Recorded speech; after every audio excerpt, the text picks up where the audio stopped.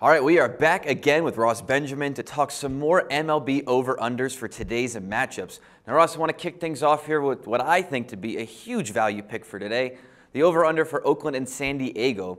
Now, a line is 6.5, and a pitcher in Andrew Cashner has an ERA this month of over 8. I like this pick a whole lot. Add to that Scott Kazmir's struggle on the road, posting a 6.06 ERA in his last 3. The total going over in 7 of the last 9 games between these two teams, and I like this even more. The only thing I'm a little confused about, Ross, is why such a low total? Well, I think, Matt, that the issue is Patco Park. I still think bettors and the book still respect the fact this has been a pitcher-friendly park since it's opened. However, they've moved the fences in the last 2 years, and if you look at the way the Padres have played over the total this season. As a matter of fact, San Diego 41-24-1 over the total on the year. This is also a Padres team that's amassed 10 hits or more in 8 of their last 10 games. Both of these bullpen staffs have a high ERA. As a matter of fact, Oakland a bullpen ERA of 5.57 on the road, while the Padres bullpen ERA at home is 4.49. I'm not sure why they're keeping this so low with these two teams pitching. You made a good observation on Kazmir's struggles on the road. Cashner's last 3 just terrible.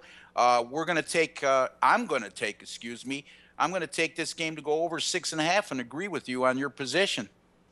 Absolutely. Now, the other total I like to go over tonight is the Mets and Blue Jays game. Their total line is at 7. Now, earlier in the season, I think you'd call me crazy for betting an over based on Matt Harvey pitching, but this month he's got an ERA north of 6, giving up 5 home runs in his last 2 starts. Now, if that's not bad enough news for the Mets, the Blue Jays are also first in the league in runs scored and 3rd in home runs. Total's gone over in 4 of their last 6 games, and although Copeland, their starter, is having a stellar start to his career, I think he's a bit unproven and trusted to keep up such a high level of success. Well, he's only had 1 start in his Major League Baseball career, so let's not get too caught up with it. It was a good one, by the way, but let's not get too caught up because that sample size is awful small. You're right. Toronto's blasted 81 home runs this year. You mentioned Harvey, 5 home runs in his last 3 starts. How about 8 home runs in his last 4 starts? 8 home runs in 25 innings pitched during that time. Let's put that into perspective, Matt. Matt Harvey had allowed 4 home runs in his first 52 1/3 innings pitched this season. And then in his last 4 starts, he's given up 8 home runs in half that time. So something's not right with Matt Harvey. I know you discussed off air with me. You thought he had a little bit of a dead arm syndrome. I can't disagree with you if you look at his last 4 performances. Yeah, absolutely. It's kind of confusing to me, too. You know, that dead arm is rearing its head. They've been trying to give him a little bit of rest. You know, he seemed like he was over that Tommy John surgery when he got back the first few months. But it seems like fatigue's really starting to set in for him.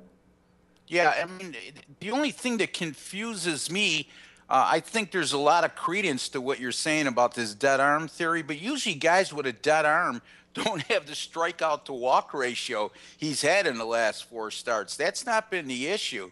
It certainly seems he hasn't lost much off his fastball. I think his pitch location has just been horrible. That's the only thing I can conclude when you look at the amount of home runs he's given up in such small amount of innings over the last 4. Yeah, absolutely, and nothing I see suggests that he's not going to continue that tonight against Toronto, lending me to that over pick, like I said. Yeah, I agree with you on that pick as well. Actually, I'm seeing the total actually moved up to 7.5 across the board as of about 15 minutes ago of our filming. So, I mean, even more so, you're right, Matt. You know, you take a look at this total, even at 7 with Matt Harvey on the mound. Earlier in the year, you would have the first inclination you would be is to go under the number, but not the way he's pitching now. And now the general public has definitely chimed in on this as well as we see it go over 7.5. And I'm going to go over that number. It's not going to deter me at all. Yeah, myself as well. And hey, guys, you know, just in case that number keeps creeping up, I'd get in there before it does. All right, we got some solid picks there for you all today. We're going to catch up with Ross again tomorrow for more under-over picks right here at SBRvideo.com.